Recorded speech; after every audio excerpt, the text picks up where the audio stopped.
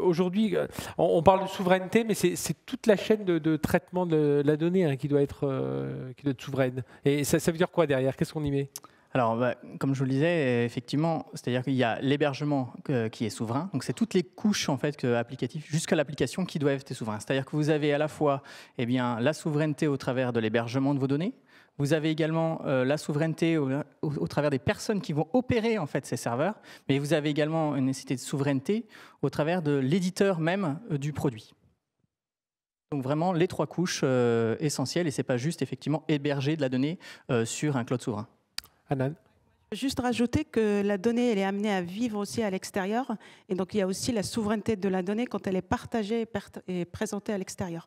Donc, elle ne se limite pas qu'à l'environnement de l'entreprise ou l'administration publique. Qu'est-ce qui peut me parler un peu de tout ce qui est l'importance de la sécurité des données, de la conformité aux réglementations européennes? Thomas? Oui, je veux lui en parler. Je pense que je passerai la parole à mon collègue à côté. La conformité aujourd'hui des données, c'est un sujet qui est en débat, en particulier dans l'Union européenne. Il y a une norme aujourd'hui qui est en discussion, qui s'appelle l'EUCS, et qui est inspirée en fait par la France. C'est le travail de Guillaume Poupard à l'ANSSI, qui a monté le Secnum Cloud, qui est en fait un référentiel qui est une base de la cybersécurité, mais une base évidemment à 360 degrés, donc qui prend en compte tous les aspects. Je crois que les Français sont de bons élèves dans cette prise de conscience du lien qu'il y a étroit entre souveraineté des systèmes et capacité à protéger ces systèmes, et donc ce qu'on appelle la cybersécurité. On verra ce que donnent les discussions avec les différents États membres, parce qu'il y a finalement, on se rend compte que la France est la plus exigeante en la matière, puisqu'elle a introduit dans tous ses critères de sécurité technique ou organisationnelle, elle a introduit pour la première fois un critère finalement juridique, qui est un critère de souveraineté en tant que tel. C'est-à-dire que les systèmes Secnum Cloud ne sont pas soumis aux lois extra-communautaires. Grégory? Moi, je peux être que 100% d'accord avec ça. Effectivement, nous, on voit le monde sous un autre prisme parce qu'on n'est pas une société française, on est une entreprise norvégienne avec un véritable savoir-faire sur la visioconférence sécurisée. Et bien évidemment, on se rend compte, premier point, que quand on parle de souveraineté en matière de visioconférence, ce n'est pas une spécificité française, encore moins européenne, puisque moi, je vois que les plus gros clients que Pexip compte à travers le monde sont probablement aux US ou sur la plaque Asie-Pacifique. Donc ça, c'est le premier point.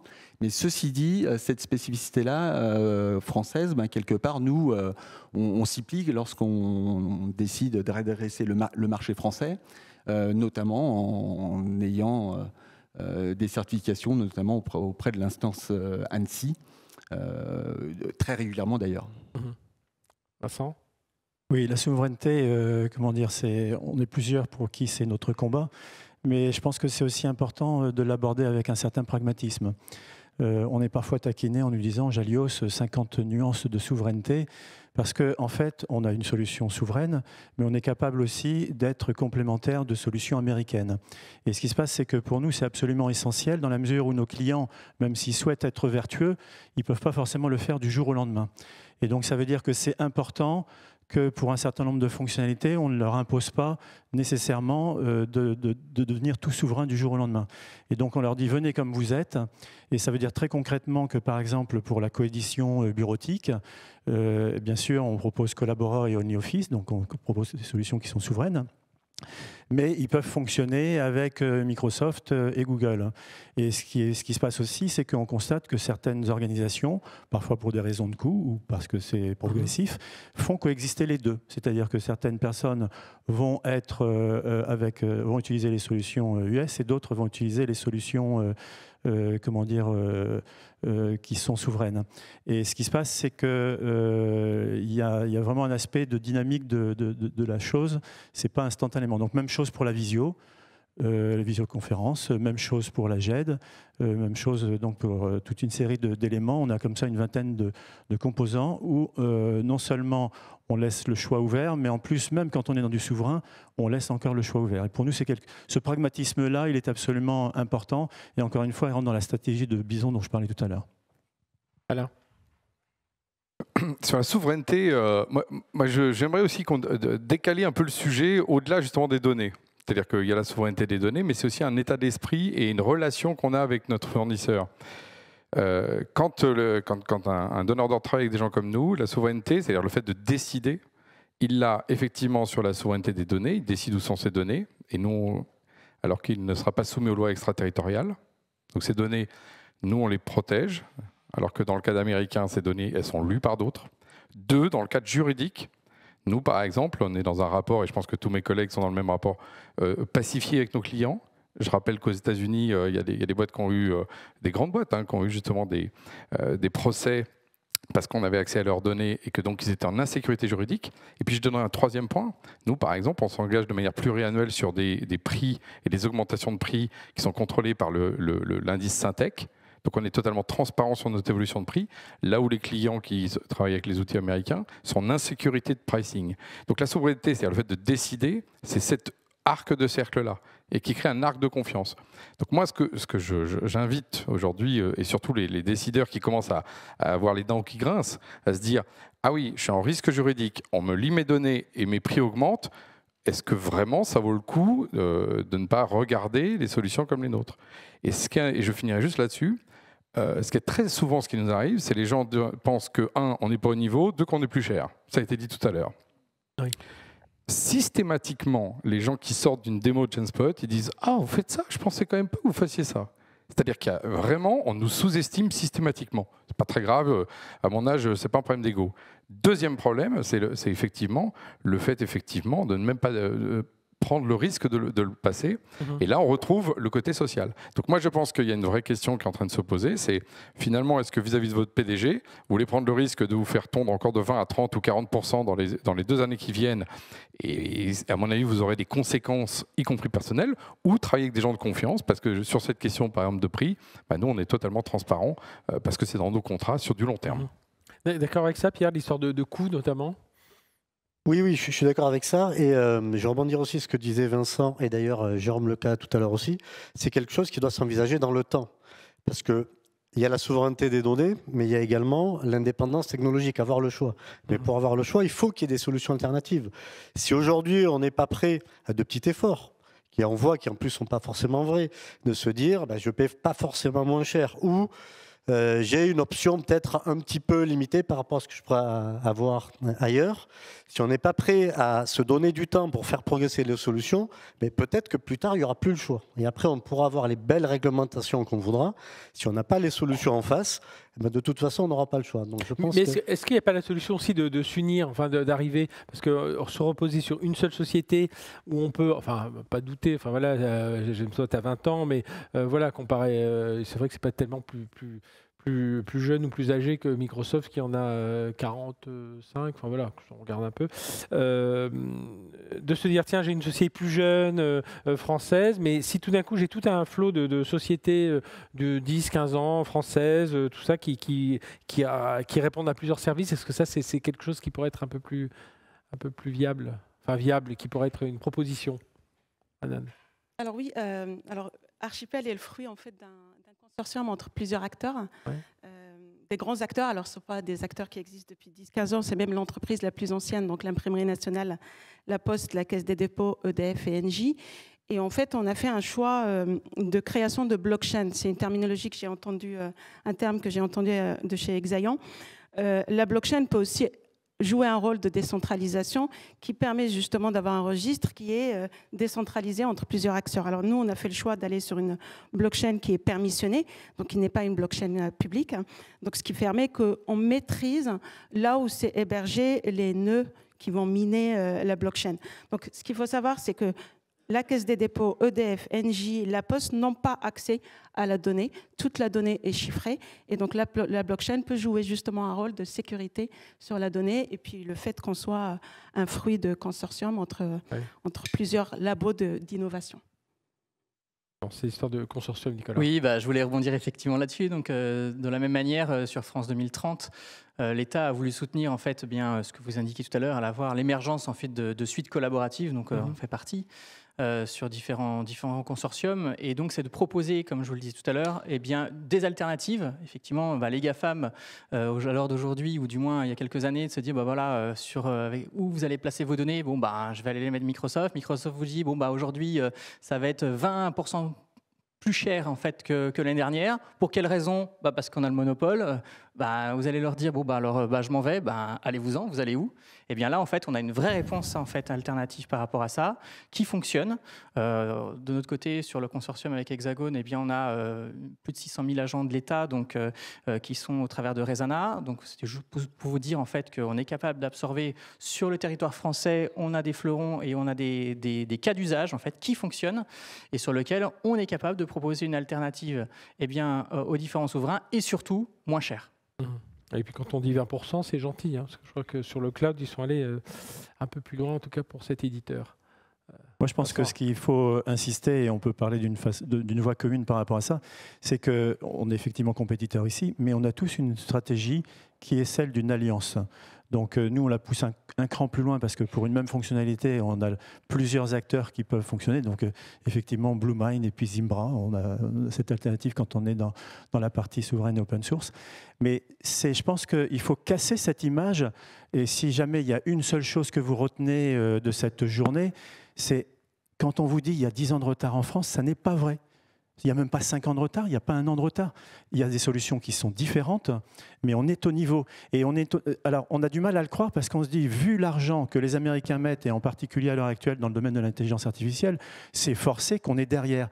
Mais non, parce que ce qui se passe, c'est que ce sont des choses qui se défrichent, et puis ensuite qui font partie de l'état de l'art. C'est-à-dire qu'aujourd'hui, on a des acteurs qui sont capables de fournir l'équivalent de ce que fournissent les Américains. Et ça va tellement vite que de toute façon, le delta qu'il y a aujourd'hui entre les acteurs est gommé en l'espace de quelques mois. Donc c'est vraiment, il faut arrêter de supposer, de se morfondre, d'écouter ce discours délétère qui est on est derrière. Et puis sur les investissements d'entraînement, les investissements de RAG, enfin sur l'IA en tout cas, ça peut être différent, ça peut beaucoup bousculer les différences. Alain. Oui. Justement, tu tends une perche sur les consortiums. Là, j'ai annoncé Collabnext. J'ai attendu cette journée justement pour vous annoncer cette sortie de ce produit qui est le fruit d'un consortium. La partie, tout ce qui est annuaire, IDP fourni par Walix, qui est une boîte bien connue aussi du domaine. Cyber, oui. Voilà. La partie mail est fournie par Alinto, qui est aussi un opérateur de mail à très grand volume et qui gère des millions et des millions de mails par jour. La partie justement hébergement Secnum Cloud, c'est Outscale, qui a été cité de nombreuses reprises ici, et qui est un acteur majeur effectivement du paysage autour de cette question-là, et qui lui-même construit un écosystème. Donc, on a également Global qui est avec nous, on a XWiki, on a Dakekin pour la partie IA, parce que je n'ai pas parlé de l'IA, parce que c'est le sujet quand même du moment, et je peux vous dire qu'on ne lésine pas. Donc oui, il y a des consortiums qui se créent.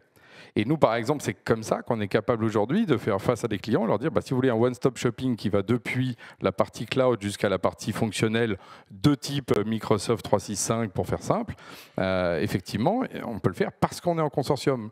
Et on a effectivement un consortium, pas seulement un consortium, on va dire, réuni comme ça, un partenariat. On a des accords de distribution, c'est Genspot qui est par exemple la tête de pont de ça.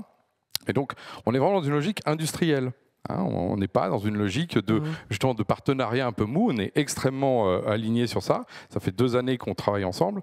Et effectivement, je pense que la croissance est là aussi. Quand tu prends la somme de ces chiffres d'affaires, on s'aperçoit en fait qu'on commence à avoir des beaux bébés maintenant en France et en Europe. Et d'ailleurs, nous, notre positionnement, il est européen. On se définit cloud souvent européen et non pas seulement français, parce que je pense que c'est là où se joue la bataille, c'est au niveau européen. Juste avant de passer la parole peut-être à Grégory, est-ce qu'il y a des questions dans la salle? N'hésitez pas. Oui. On va vous donner un micro. Il y a 2 questions. Il y en a une devant.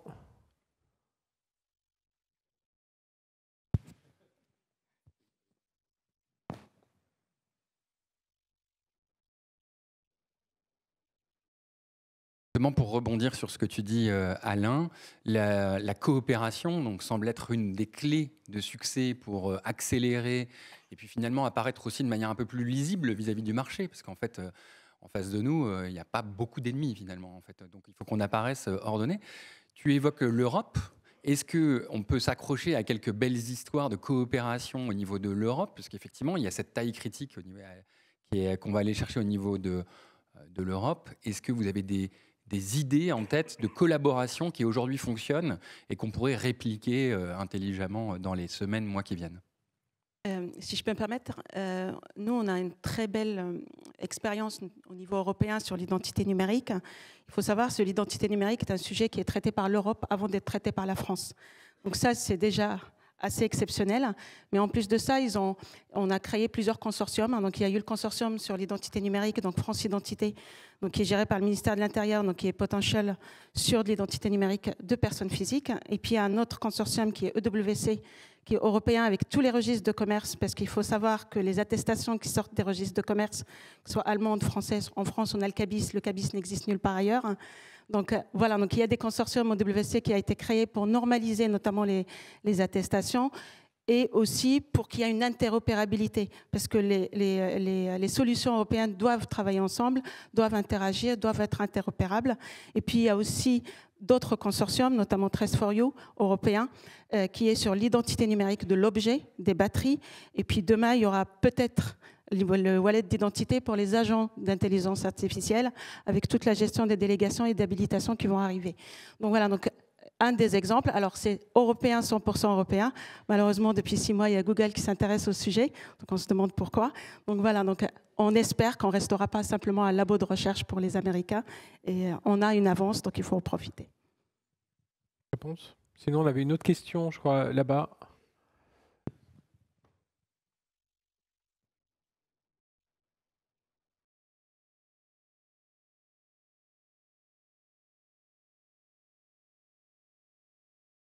Bonjour à tous. Moi, j'ai une question qui peut s'appliquer à tous les intervenants précédents, parce qu'on parle de souveraineté. J'ai l'impression qu'il était plutôt une partie de la chaîne. On n'a pas parlé de l'autre bout de la chaîne, qui est l'éducation, les universités, les écoles et les formations. Et en fait, pour un DG d'un grand groupe qui va dire OK, je ne vais pas prendre AWS parce que ça me coûte plus cher, mais je vais prendre un provider cloud de chez nous. Mais combien ça va me coûter si je dois chercher des experts ou sur le marché? Parce que si vous regardez LinkedIn et vous cherchez expert cloud, ils sont tous certifiés AWS, ils sont tous certifiés GCP, mais je ne pense pas en proportion des certifiés OVH, il y en a autant. Donc du coup, on va se retrouver avec un problème plutôt en amont, c'est-à-dire avoir des ressources, des compétences et même des gens sortis de l'école qui seraient formés. Donc la souveraineté, j'ai l'impression qu'il faudrait la faire aussi en amont, donc, du coup au niveau des écoles et des universités. Donc je veux savoir si vous, en tant qu'acteur, est-ce que vous avez des actions ou des stratégies d'investir plutôt l'amont, c'est-à-dire la jeunesse et les écoles, l'éducation. Voilà.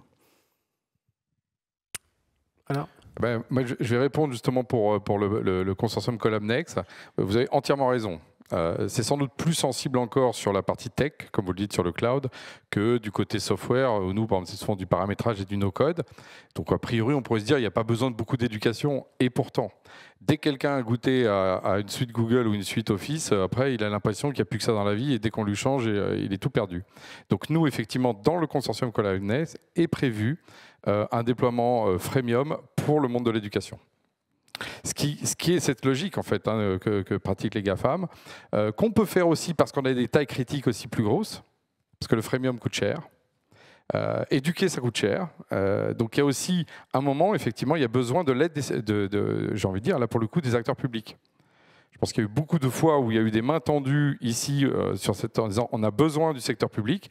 Là, moi, je le dis, et votre question est totalement pertinente, on a besoin, là pour le coup, des acteurs publics, on les appelle souvent pour les commandes, certes, et là il y a une responsabilité, mais il faut aussi sur le volet éducation.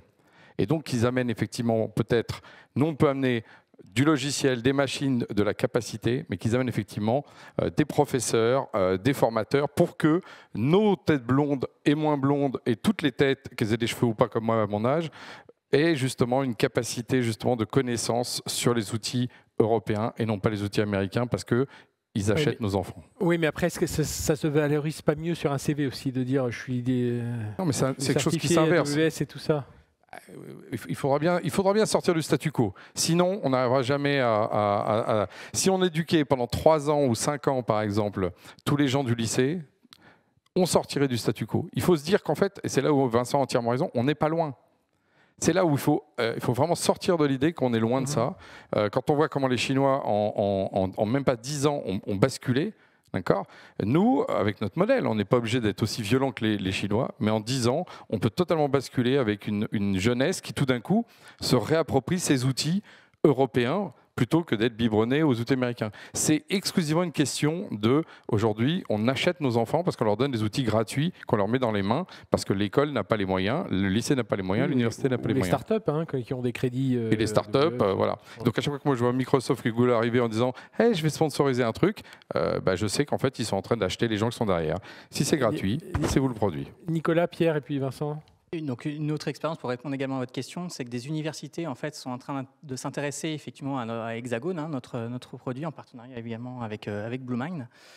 Justement pour pouvoir proposer au sein de l'université, non plus de travailler en fait avec Microsoft ou Google, mais de proposer un travail avec Hexagone, surtout sur la partie de messagerie, mais également sur la partie, comme le ferait Teams, j'allais dire, gestion de projet, groupe de communication, où dedans on peut intégrer directement et de faire de la coédition de documents, retrouver ces informations comme vous feriez sur des outils GAFAM. Donc c'est faisable, c'est possible, et donc effectivement les étudiants qui sont les futurs, qui seront ici demain, donc ont goûté à ce genre d'outils, et donc indirectement, quand les universités investissent là-dedans, c'est aussi investir sur l'avenir et de faire prendre connaissance aux jeunes qu'il y a des alternatives et que la souveraineté est important. Et je pense que l'université également communiquera au travers de ses choix et des raisons.